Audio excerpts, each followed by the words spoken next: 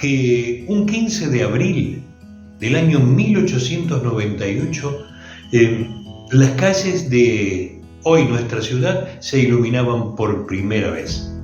¿Escuchó lo que le dije? 15 de abril de 1898.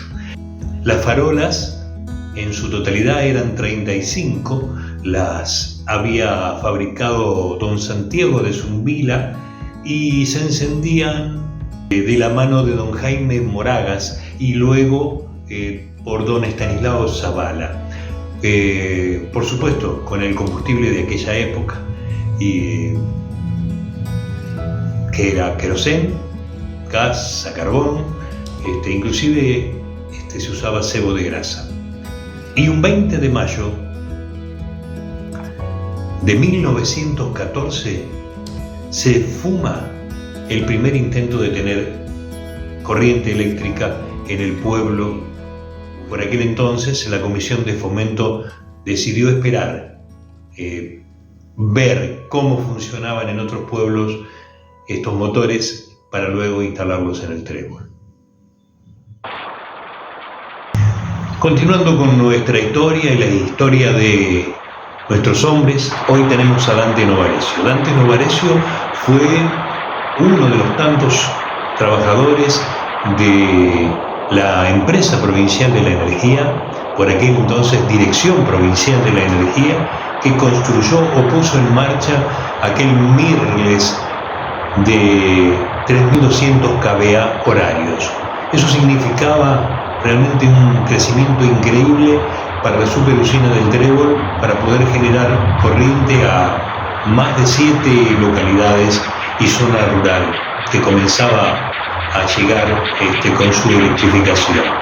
Dante Novarecio es un hombre que antes de armar ese motor recorrió desde Santa Fe hacia el norte distintas comunidades armando motores de corriente continua, de corriente alternada.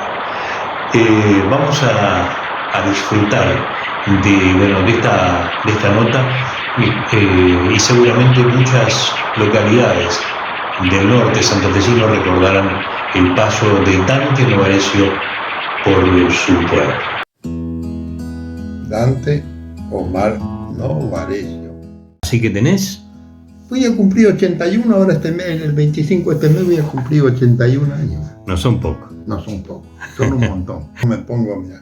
Viajaste mucho con lo que tiene que ver con la electricidad.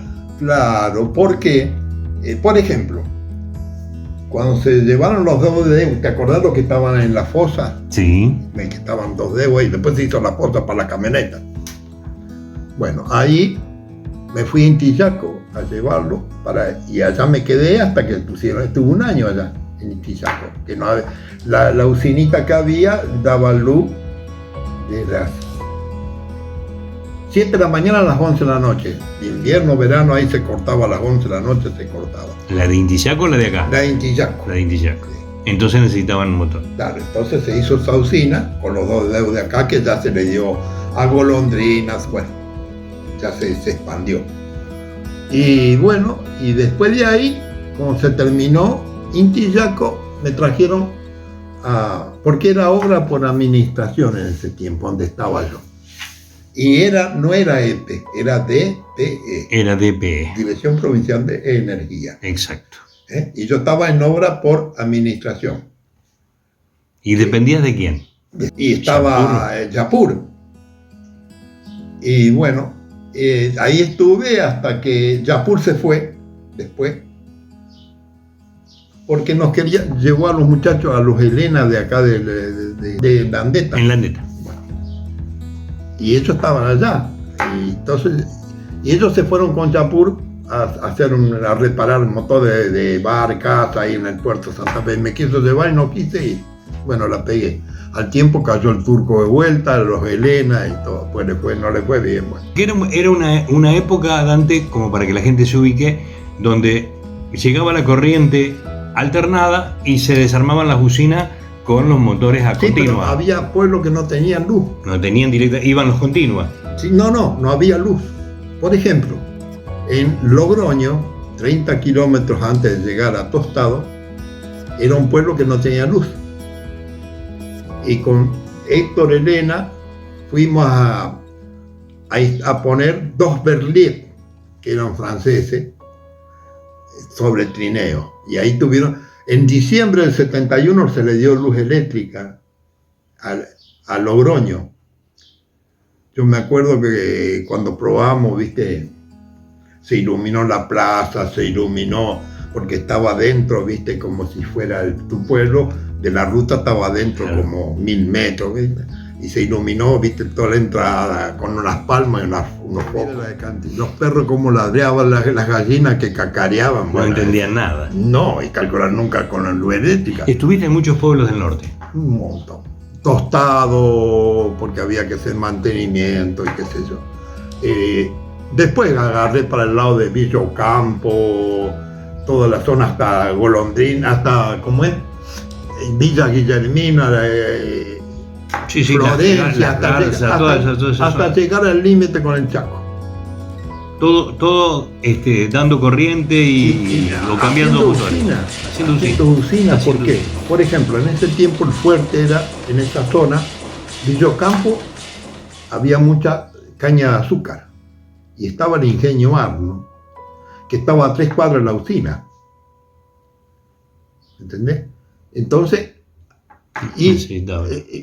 y por ejemplo, Guadalupe Norte, que estaba bajando de Reconquista, pasaba el puente que está Avellaneda y estaba Guadalupe Norte, que también, como en ese tiempo era de agua y energía de Reconquista, cuando Reconquista dejó de dar a todos esos pueblos, tuvimos que hacerle una usinita ahí,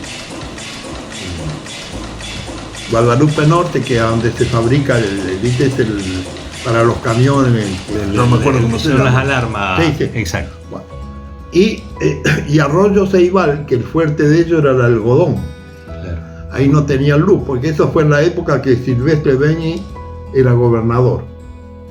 Don Carlos Silvestre Beñi. Y me acuerdo siempre que estábamos ahí y cayó. Silvestre Beñi había ido en un helicóptero con la ministra, era una ministra creo, de educación, a ver una escuela.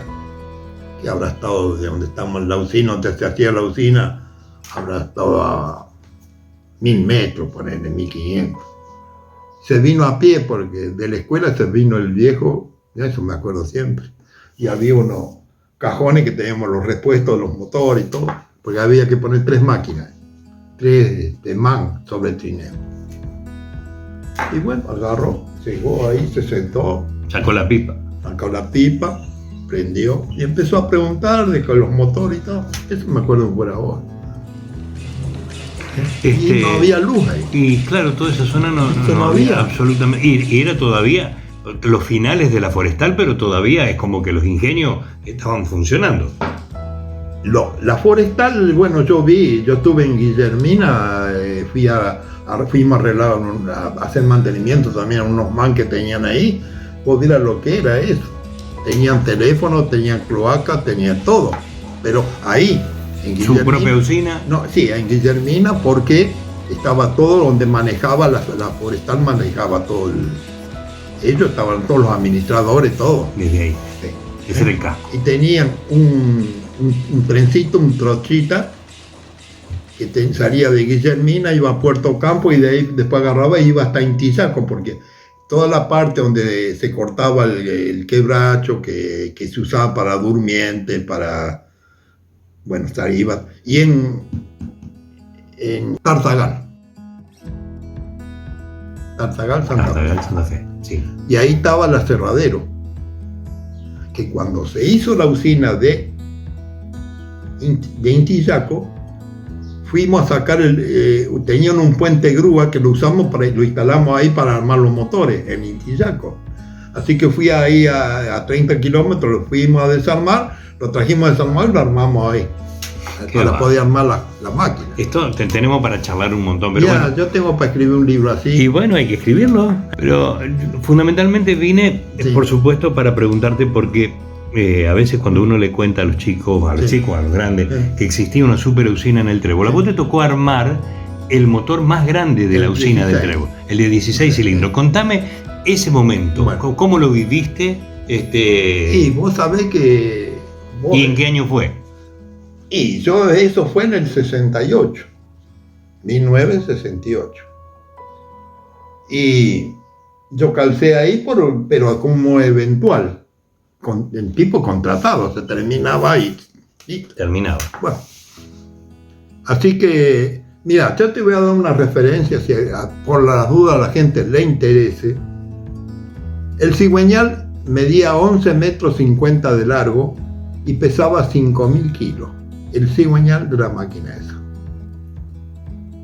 ¿Vos te acordás cómo hacíamos que le agregábamos por turno cuántos litros de aceite se le agregaba? Y creo que era unos 30, 40 litros por turno. Por turno. Para hacer todo el cambio de aceite, le iban 11 tambores de 200 litros. Eran 2.200 litros para cambiar el aceite, todo el cárter, todo el sistema, todo el... ¿Y consumía combustible, gasoil? Bueno, el que tenía todo anotado el tucho, pues llevaba las planillas y todo. 5.000 litros me parece diario. Sí, no sé, o a veces superaba. Pero exacto.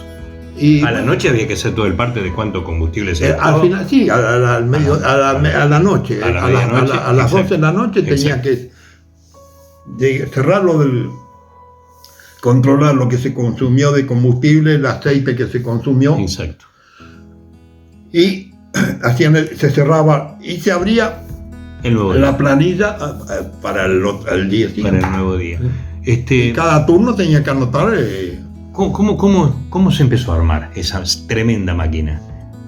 Bueno, primero se instaló el 12, pero yo no estaba, vivía en el Trébol, pero el 12, la base de hormigón, se la dieron a una empresa privada y fracasó, ¿vos te acordás? Sí, estaba rajada esa estaba base. Rajada, tenía un suncho de acero. Bueno, no, eso se lo hicimos cuando yo todavía estaba en Santa Fe, que vinimos con Vergesio, qué sé yo, pero no dio resultado. ¿Por qué?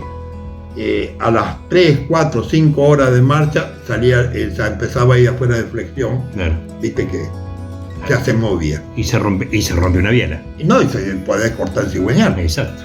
Bueno, así que bueno, y se empezó a hacer, pero con la gente de acá se hizo, no una empresa privada, se hizo la base del 16. La base era lo fundamental porque no tenía que rajarse, no tenía que moverse, no tenía que... Donde estaba bulonado después la máquina que venía arriba. Porque cuando se cargó esa base, no se podía parar. Había que se cambiaban los turnos de la gente que cargaba, que hacía con las máquinas los hormigón. No estaba Celotti con el coso. Estaban las hormigoneras que había que cargarlas. No importa, pero esto es una charla como para que la gente tenga idea de lo que significaba esa máquina. Bueno. Y después, bueno, ya te digo... Empezaron a montarla, una vez que estaba la base. Claro, cuando estaba fraguada toda la base, todo. Se empezó a poner el cárter, que sería el cárter y la bancada, ¿vos te acordás cómo era? Y me dio una pena cuando yo ya estaba... Y fui un día, lo estaban cortando el cigüeñal con soplete, que lo vendieron por catálogo. Lo noble que Sí. Ahora yo me pongo a pensar y se me caen las lágrimas. Sí. Me dio pena. Tuve un rato, miré y me vine en casa, nunca no entré más ahí a la sala de